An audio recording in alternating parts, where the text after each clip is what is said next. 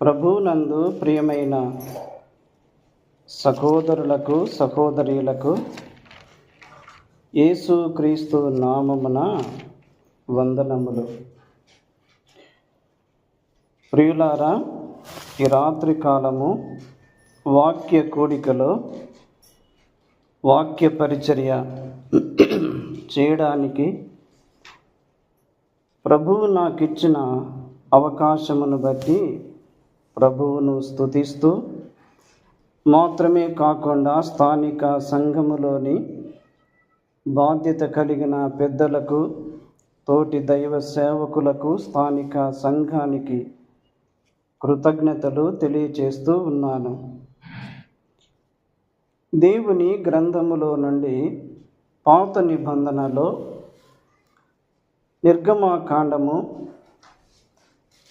24వ అధ్యాయము, నిర్గమకాండము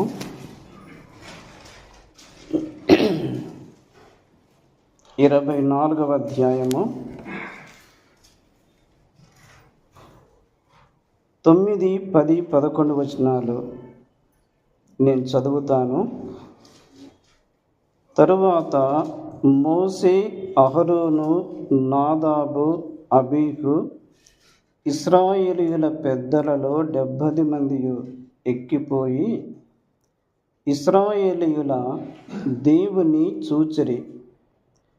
ఆయన పాదముల క్రింద నిగనిగలాడు నీలమయమైన వస్తువు వంటిదియు, ఆకాశ మండలపు తేజము వంటిదియు ఉండెను.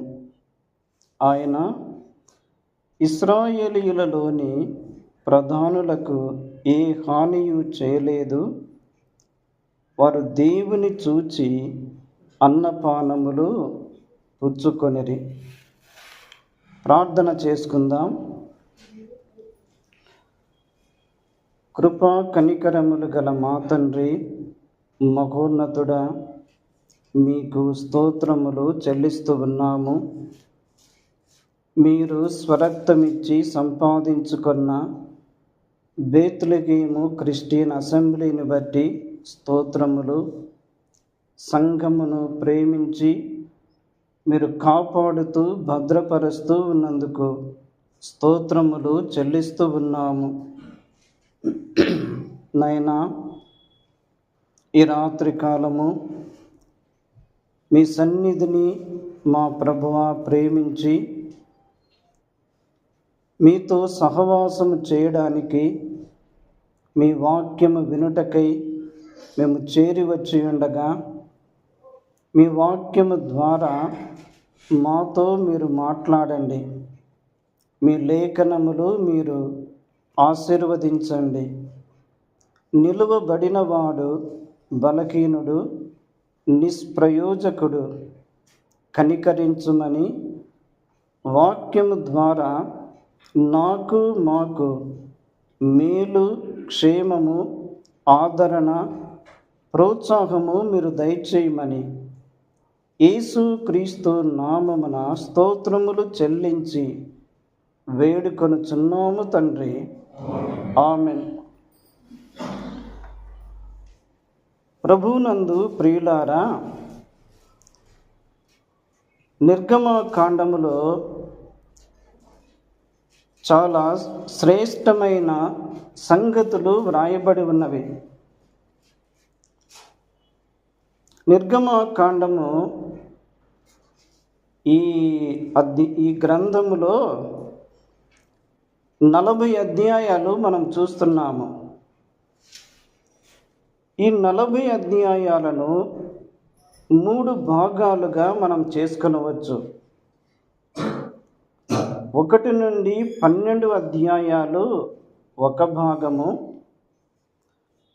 13 నుండి 24 వరకు ఒక భాగము, 25 నుండి 40 వరకు ఒక భాగము.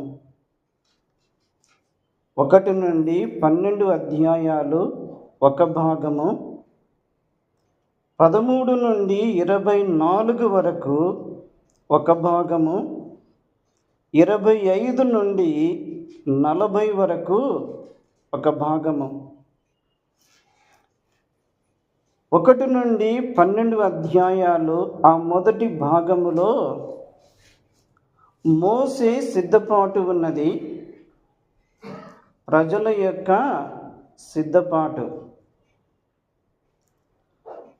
13వ అధ్యాయము నుండి 24 వరకు 2వ భాగములో ప్రజల యొక్క ప్రయాణములో అనుభవాలు.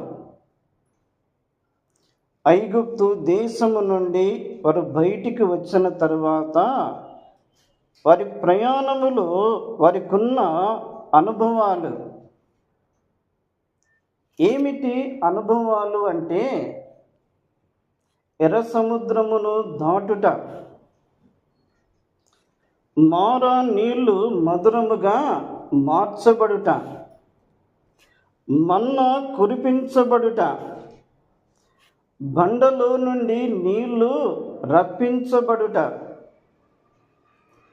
రెఫీదీములో వారికి విజయము దొరికినది. ఇలాగున వారి ప్రయాణములో వారికున్న అనుభవాలు ఆ 2వ భాగములో మనం చూస్తున్నాము. ఇక 3వ భాగము 25వ అధ్యాయము నుండి 40వ అధ్యాయం వరకు ఈ 3వ భాగములో ప్రత్యక్షపు గుడారము యొక్క నిర్మాణము, అందులోని వస్తువులు. ప్రత్యక్షపు గుడారము యొక్క నిర్మాణము, అందులోని వస్తువులు. ఈ 3 భాగాలు చాలా గంభీరమైన భాగాలు. కానీ మనము నిర్గమాకాండము 24వ అధ్యాయము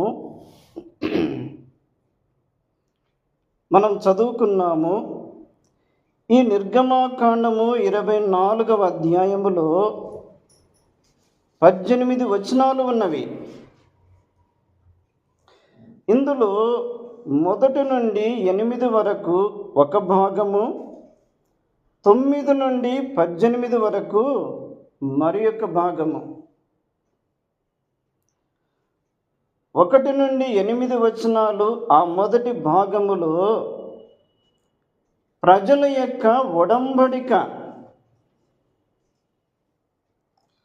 9 నుండి 18 వచనాలు ఆ 2వ భాగములో పెద్దలు దేవునితో సహవాసము చేయుట. మొదటి భాగములో ప్రజల ఒడంబడిక, 2వ భాగములో పెద్దలు దేవునితో సహవాసము చేయుట. ఇప్పుడు నిర్గమాకాండము 24వ అధ్యాయము 9వ వచనములో, తరువాత మోషే, అహరోను, నాదాబు, అబీకు, ఇశ్రాయేలుల పెద్దలలో 70 మందియు ఎక్కిపోయి. ఇక్కడ మోషే ఉన్నాడు, అహరోను ఉన్నాడు, నాదాబు, అబీకు, ఇశ్రాయేలుల పెద్దలలో 70 మందిని మనం చూస్తున్నాము. ఇప్పుడు అమ్రాము, యోకేబెదు వారి యొక్క సంతానము 3. ఎవరు? మోషే, అహరోను, మిరియాము. ఈ 3 అమ్రాము, యోకేబెదు యొక్క సంతానము. ఇందులో అహరోను పెద్దవాడు, మిరియాము పెద్దది, మోషే చిన్నవాడు. మోషే కుమారులు 2. ఎవరనగా గెర్షోము, ఎలియాజరు. ఇప్పుడు మోషే ఉన్నాడు, అహరోను ఉన్నాడు. అహరోను కుమారులు ఎంతమంది? 4 కదా. అహరోను కుమారులు 4. నాదాబు, అబీకు, ఎలియాజరు ఈతామారు. ఈ మోషే, అహరోను, నాదాబు, అబీకు, ఈ పెద్దలు వీరు ఎక్కిపోయి వారు దేవునితో సహవాసం చేస్తున్నారు. దేవునితో సహవాసము చేస్తున్నారు. వీరు ఏర్పరచబడిన వారు, వీరు ప్రత్యేకపరచబడిన వారు, వీరు దేవుని సన్నిధిలో నిలిచిన వారు, వీరు దేవునితో సహవాసము చేస్తున్నవారు.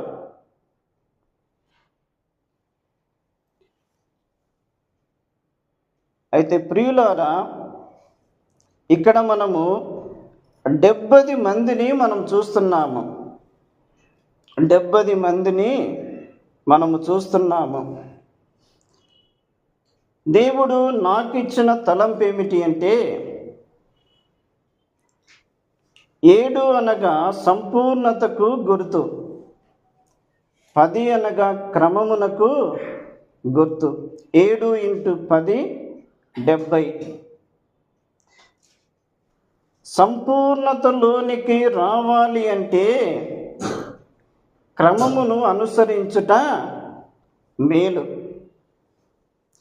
క్రమమును అనుసరించుచున్నప్పుడు సంపూర్ణతలోనికి తప్పకుండా వస్తాము.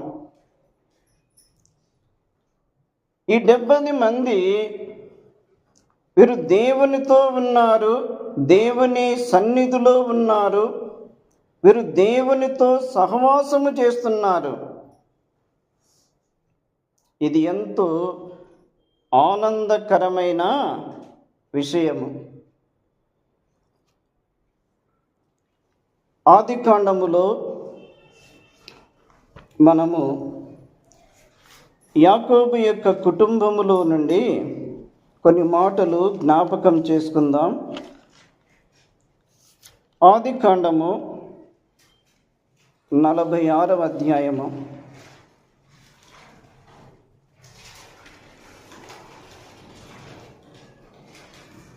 ఆదికాండము 46వ అధ్యాయము 26వ వచనములో, యాకోబు కోడండను వినాయించి అతని గర్భవాసమున పుట్టి, యాకోబుతో ఐగుప్తునకు వచ్చిన వారందరూ 66. ఐగుప్తులో అతనికి పుట్టిన యోసేపు కుమారులిద్దరు. ఐగుప్తునకు వచ్చిన యాకోబు కుటుంబపు వారందరూ 70 మంది కదా. ఇప్పుడు కనాను దేశములో కరువు భారముగా ఉన్నందున యాకోబు యొక్క కుటుంబము కనాను దేశము నుండి బయలుదేరి ఐగుప్తు దేశమునకు వీరు వచ్చారు. ఐగుప్తు దేశమునకు వీరు వచ్చినప్పుడు వీరి కుటుంబము యొక్క సంఖ్య 70 మందిగా మనము చూస్తున్నాము. యాకోబు యొక్క కుటుంబపు వారందరూ 70 మందిగా మనము చూస్తున్నాము. అలాగే 47వ అధ్యాయం చూడండి.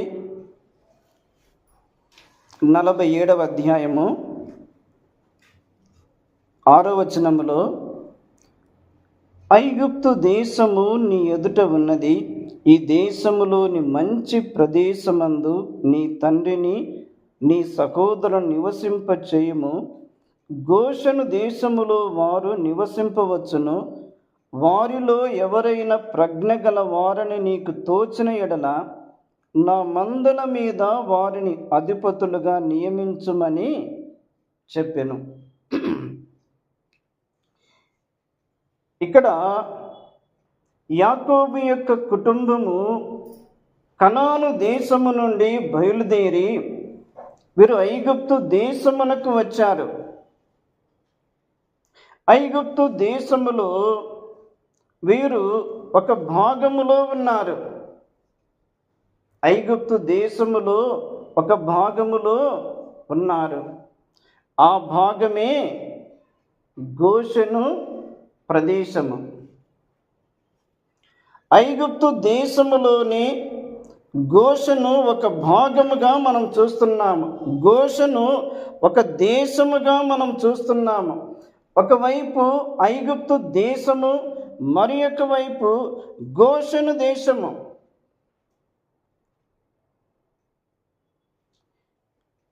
గోషెను దేశము దేవుని ప్రజలు ఉన్న స్థలము. ఐగుప్తు దేశములో అన్యులు ఉన్నారు. వారు దేవుని ఎరుగని వారు, వారు దేవునికి లోబడని వారు, వారు లోకమును ప్రేమించువారు, వారు లోక సంబంధమైన వాటిని పాటించువారు. ఆ ఐగుప్తు దేశములోని గోషెను దేశము ఒక భాగముగా ఉన్నది.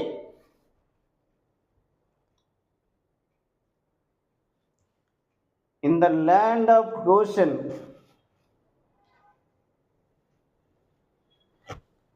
ఈ గోషెను దేశము ఒకటి యాకోబు యొక్క కుటుంబము నివసించే ప్రదేశము. రెండవది, యాకోబు యొక్క కుటుంబానికి ఒక ప్రత్యేకమైన ప్రదేశము.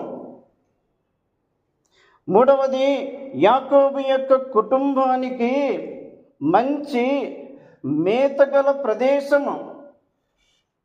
నాలుగవది, యాకోబు యొక్క కుటుంబానికి భద్రతను ఇచ్చే స్థలము. ఒకటి నివసించే ప్రదేశము, రెండవది ప్రత్యేకమైన ప్రదేశము, మూడవది మంచి మేతగల ప్రదేశము, నాలుగవది భద్రతను ఇచ్చే ప్రదేశము.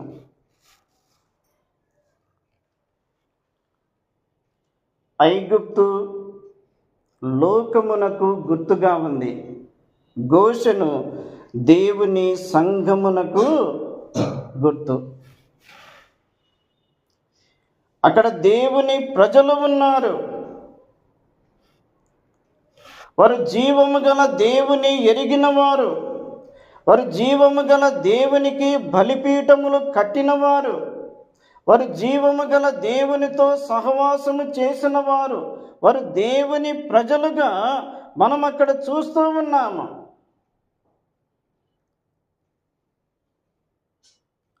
అది నివసించే స్థలముగా మనం చూస్తున్నాము. అలాగైతే దేవుని సంఘము, దేవుని పిల్లలు నివసించే స్థలము. దేవుని పిల్లలు దేవుని మందిరములో నివసించే స్థలమే దేవుని సన్నిధి ఉన్న స్థలము. ఈ స్థలమును విడిచిపెడితే అపాయమే, ప్రమాదమే. అందుకే దావీదు ఏమంటున్నాడు?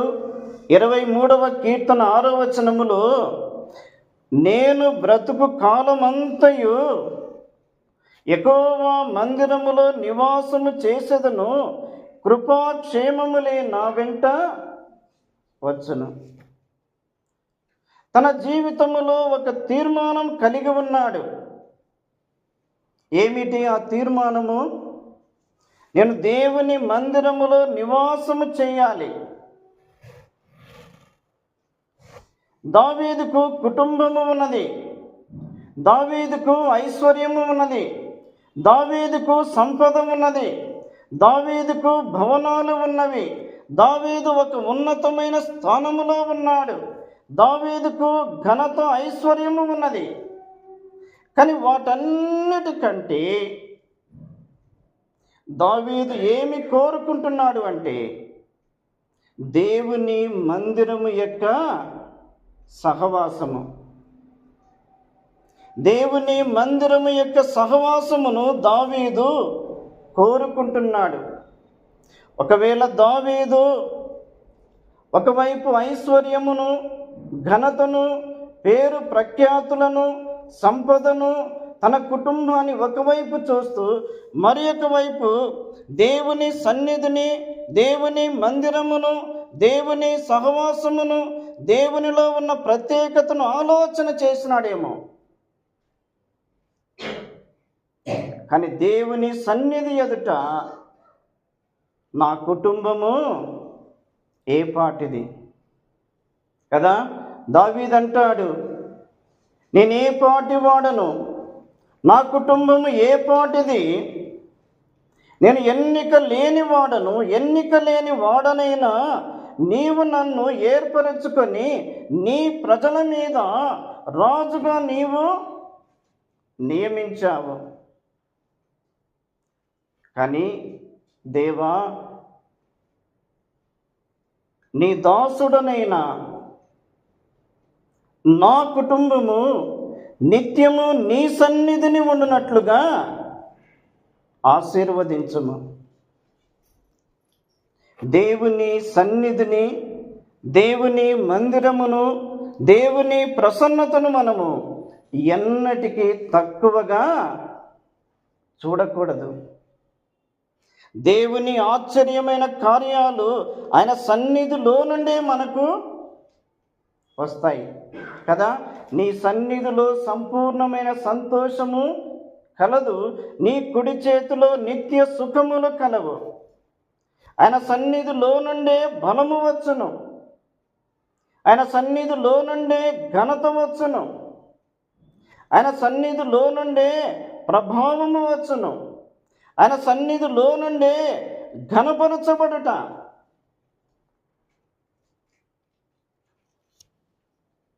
ఒకటి నివసించే ప్రదేశముగా చూస్తున్నాము. రెండవది సంఘము ప్రత్యేకమైనది. సంఘము ప్రత్యేకమైనది ఎందుకంటే సంఘము కొరకు దేవుడు తన స్వరక్తమునిచ్చి సంపాదించుకున్నాడు. సంఘము కొరకు తన ప్రాణమే పెట్టాడు. సంఘము కొరకై తన్ను తాను బలిగా అర్పించుకున్నాడు. సంఘము కొరకై తన ప్రాణం పెట్టి లోకములో నుండి ప్రత్యేకపరిచి సంఘమును ఏర్పాటు చేశాడు. యేసు ప్రభు పేతురుతో అన్నాడు, ఈ బండ మీద నా సంఘమును కట్టుదును, పాతాళలోక ద్వారములు దాని ఎదుట నిలువనేరవు. సంఘమునకు ఉన్న ప్రభావము అది ఎంతో గొప్పది. సంఘమునకు ఉన్న బలము అది ఎంతో గొప్పది. పేతురు చెరసాలలో వేయబడెను. సంఘం ఏం చేసింది? అతని కొరకు రాత్రంతయు అత్యాసక్తితో ప్రార్థన చేయుచుండగా పేతురు యొద్దకు దూత పంపబడుట, దూత ద్వారా పేతురు ఎంత భద్రత కలిగి ఉన్నా కూడా దేవుడు ఏం చేశాడు? పేతురును వెలుపలికి తీసుకొచ్చాడు. ఎలా సాధ్యము? సంఘము అతని కొరకు అత్యాసక్తితో ప్రార్థన చేయుచుండెను. మూడవదిగా మనం చూస్తే మందలకు మంచి మేత గల ప్రదేశం ఏది అంటే గోషెని. చూడండి ఒక మాట, 47వ అధ్యాయము 6వ వచనములో,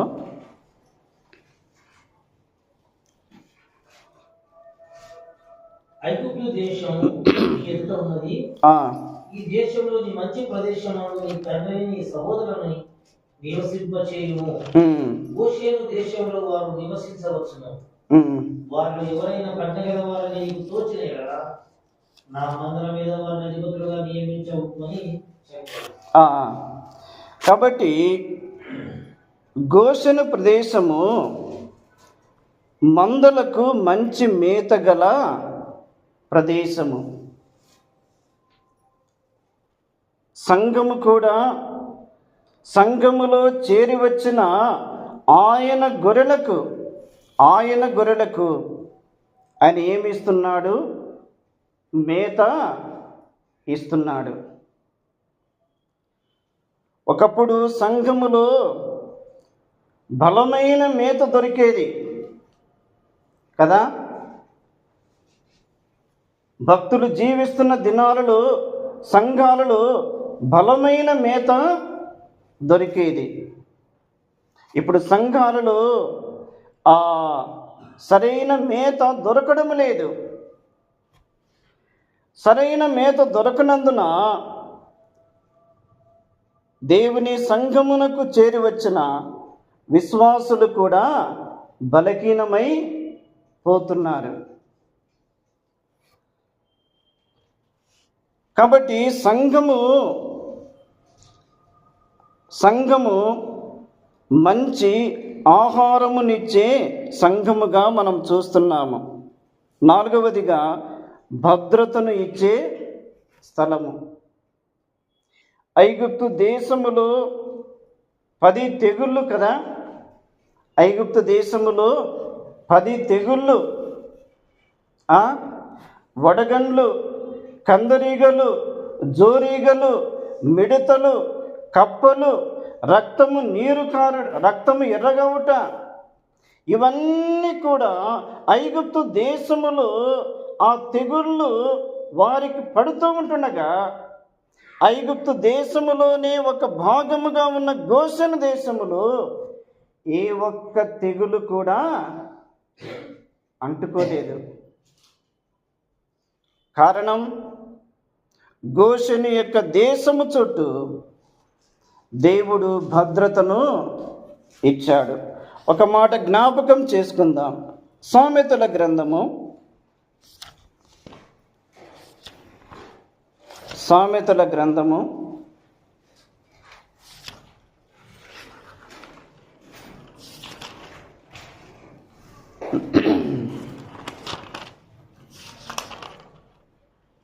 18వ అధ్యాయము.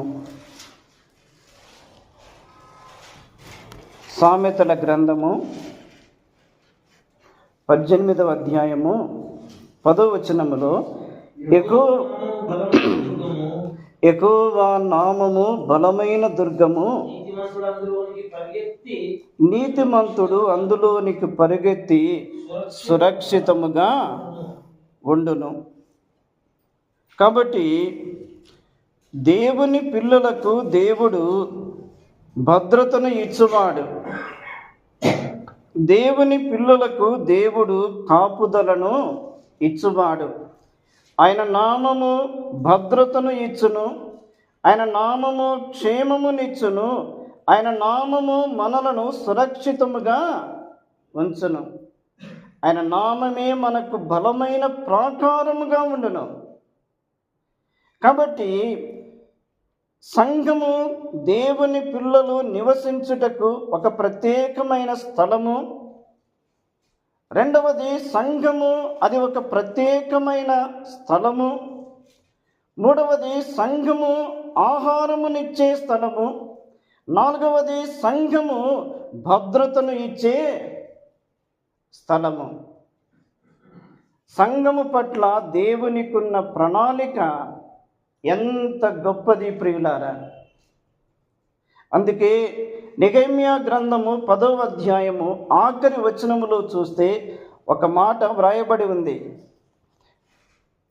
నెహెమ్యా గ్రంథము 10వ అధ్యాయము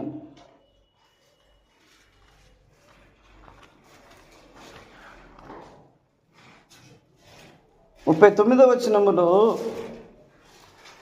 మా దేవుని ఆఖరి వరుసలో, మా దేవుని మందిరమును మేము విడిచిపెట్టము. నెహెమ్యా గ్రంథము 10వ అధ్యాయం మనం చదివితే వారు ఒక నిశ్చయత కలిగి ఉన్నారు, వారు ఒక తీర్మానము కలిగి ఉన్నారు. అందులో ఒకటి ఏమిటి అంటే, ఆఖరిగా మా దేవుని మందిరమును మేము విడిచిపెట్టము. కాబట్టి దేవుని మందిరము మనకెంతో క్షేమమునిచ్చున్నది. దేవుని మందిరము మనకు ఆధారముగా ఉన్నది. దేవుని మందిరం మనకు సహాయకరముగా ఉన్నది. అయితే ఈ రాత్రి కాలము ఒక మాట నేను జ్ఞాపకం చేసి నేను ముగిస్తాను. ఒకటి, గోషెను అది సిద్ధపరచబడిన స్థలము. గోషెను సిద్ధపరచబడిన స్థలము. సంఘమును దేవుడు తన పిల్లల కొరకై సిద్ధపరచిన ఒక ప్రత్యేకమైన స్థలము. ఆదికాండము 46వ అధ్యాయం చూడండి. ఆదికాండము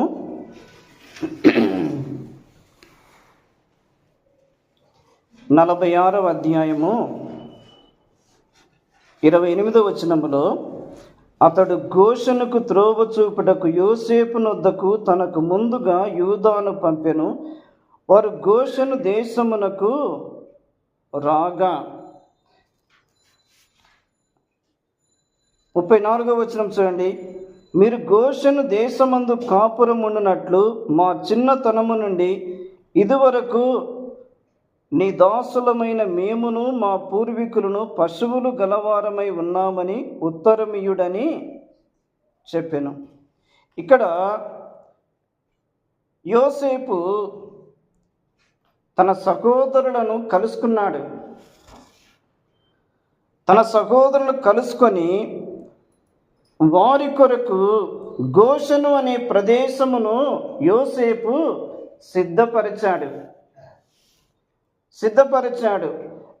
సిద్ధపరిచిన తరువాత, మీరు ఫరో యుద్ధకు వెళ్ళినప్పుడు మీరేం చెప్పాలి? మా పూర్వీకులు పశువులు గలవారమై ఉన్నామని ఉత్తరమియుడి.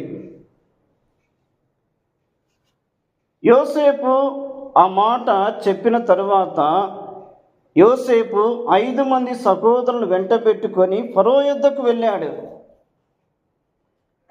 ఫరో యుద్ధకు వెళ్ళినప్పుడు ఫరో వారిని చూచి, మీ వృత్తి ఏమిటి అని అడిగాడు. మీ వృత్తి ఏమిటి అంటే, మా వృత్తి నీ దాసులమైన మేమును మా పూర్వీకులను గొర్రెల కాపురులమని ఫరోతో చెప్పిరి. అలాగైతే మీరు గోషెను దేశములో నివసింపవచ్చు. ఇప్పుడు 47వ అధ్యాయం 4వ వచనం చూడండి. మరియు వారు కనాను దేశమందు కరువు భారముగా ఉన్నందున నీ దాసులకు కలిగియున్న మందలకు మేత లేదు గనక ఈ దేశములో కొంతకాలము ఉండుటకు వచ్చితిమి. కాబట్టి గోషెను దేశములో నీ దాసులు నివసింప సెలవిమ్మని ఫరోతో అనగా, వారు చెప్పిన మాటలు ఒక మాట చూడండి. కనాను దేశములో నీ దాసులమైన మాకు కరువు భారముగా ఉన్నందున మేము ఈ దేశమునకు వచ్చాము. ఈ దేశములో కొంతకాలము ఉండుటకు వచ్చితిమి. ఎంతకాలము? కొంతకాలమే. తిరిగి మరలా వీరు ఐగుప్తు దేశము నుండి దేవుడు వాగ్దానము చేసిన పాలు తేనెలు ప్రవహించే దేశానికి ప్రయాణమై పోవాలి. మనము కూడా ఎవరము? యాత్రికులము, పరదేశులము. యాత్రికులము, పరదేశులమైన మనకు గోషెను వంటి సంఘమును దేవుడు భూలోకములో ఇచ్చాడు. ఈ సంఘములో సహవాసం మనం చేస్తున్నాము. ఈ సంఘములో పరిచర్య మనం చేస్తున్నాము. ఈ సంఘములో బాధ్యత మనం కలిగి ఉన్నాము. ఈ సంఘములో ఒకరితో ఒకరు మనము సహోదర సహోదరుల భావము, సహవాసం కలిగి ఉన్నాము. అయితే ఎంతకాలము? కొంతకాలము. మనం ఈ లోకం విడిచేంత వరకు ప్రభు రాక వచ్చేంత వరకు మనము సంఘములో కొంతకాలము ఉండాలి. ఎలా ఉండాలి? ఈ కొంతకాలము ప్రభు కొరకు మనము నమ్మకముగా ఉండాలి. ప్రార్థనలో నమ్మకముగా, ఆరాధనలో నమ్మకముగా, పరిచర్యలో నమ్మకముగా, అప్పగించబడిన బాధ్యతలో నమ్మకముగా, సువార్త ప్రకటించుటలో నమ్మకముగా, సంఘమునకు ఆత్మలను తీసుకొని వచ్చుటలో నమ్మకముగా, మనము దేవునికి నమ్మకముగా ఉంటే సంఘములో మనకు ఒక గుర్తింపు అనేది ప్రభువే ఇస్తాడు. కీర్తనల గ్రంథము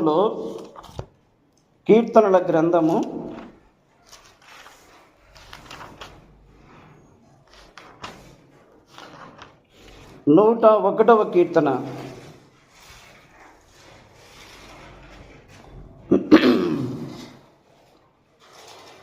101వ కీర్తన 6వ వచనములో, నా యొద్ద నివసించున్నట్లు దేశములో నమ్మకస్తులైన వారి నేను కనిపెట్టుచున్నాను. నిర్దోష మార్గమందు నడుచువారు నాకు పరిచారకులగుదురు. దేవుడు ఎటువంటి వారి కనిపెట్టుకొని ఉన్నాడు? నమ్మకస్తులైన వారి కొరకే కనిపెట్టుకొని ఉన్నాడు. మనము సంఘములో కొంతకాలమే ఉండేది. ఎవరు శాశ్వతముగా ఉండరు. కొంతకాలము ఉండాలి, సంఘములో సహవాసము చేయాలి, సంఘములో మనకు అప్పగించబడిన పరిచర్యలో నమ్మకముగా ఉండాలి, సంఘములో మనకు అప్పగించబడిన బాధ్యతలో నమ్మకముగా ఉండాలి, సంఘానికి మనము క్షేమకరముగా ఉండాలి. అపనమ్మకస్తులముగా, అయోగ్యులుగా సంఘములో మనము ఉండకూడదు. దేవుని మందిరములో మనము ఏ చిన్న పరిచర్య చేసినా పరలోకములో బహుమానం ఉన్నది, భూలోకములో మన కుటుంబాలలో దీవెనలు కూడా ఇచ్చువాడు.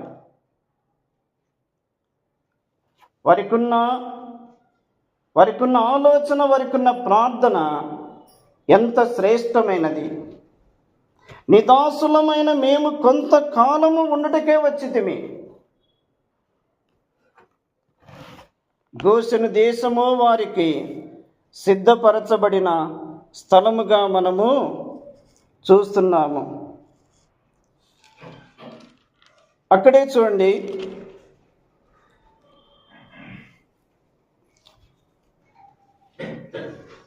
47వ అధ్యాయములో 47వ అధ్యాయములో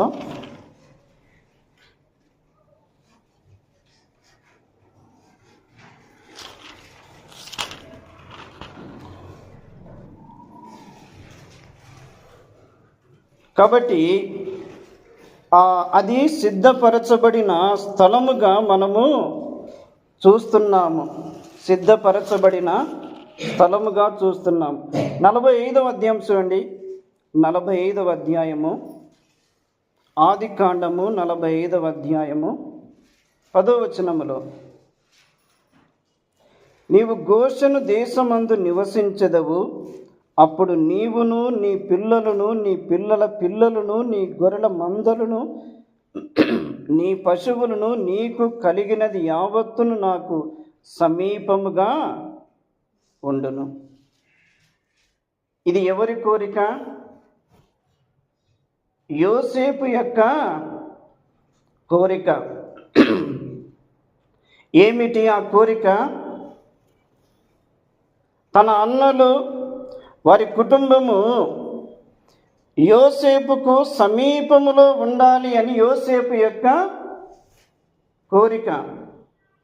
అందుకే సమీపములో ఉండుట కొరకై, అందుబాటులో ఉండుట కొరకై యోసేపుతో యాకోబు యొక్క కుటుంబము మంచి స్నేహ సంబంధము, సహవాసం కలిగి ఉండుట కొరకై యోసేపే ఐగుప్తు దేశములో ఒక భాగముగా గోషెను దేశమును యాకోబు కుటుంబము కొరకై సిద్ధపరిచాడు. దేవుడు లోకములో సంఘమును మనకు సిద్ధపరిచాడు. దేని కొరకు? మనము ప్రభువుకు దగ్గరవుట కొరకై,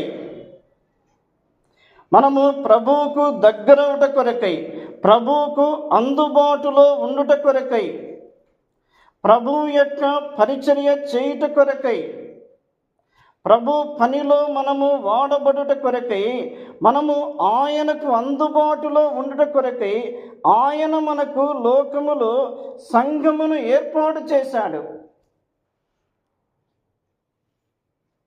కాబట్టి ప్రియులారా, ఐగుప్తు దేశములో గోషెను దేశము ఎంత ప్రాముఖ్యమైనదో, ఆత్మీయముగా మనకు లోకములో సంఘము కూడా అంతకంటే ఎక్కువ ప్రాముఖ్యమైనది. ఒక మాట చదువుకొని ముగించుకుందాం. కీర్తనల గ్రంథము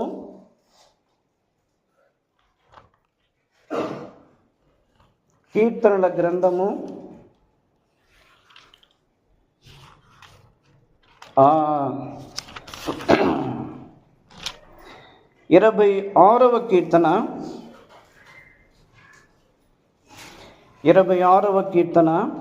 8వ వచనములో, యెహోవా నీ నివాస మందిరమును, నీ తేజో మహిమ నిలుచు స్థలమును నేను ప్రేమించుచున్నాను. దావీదు తన జీవితములో దేనిని ప్రేమిస్తున్నాడు? దేవుని మందిరమును ప్రేమించుచున్నాడు.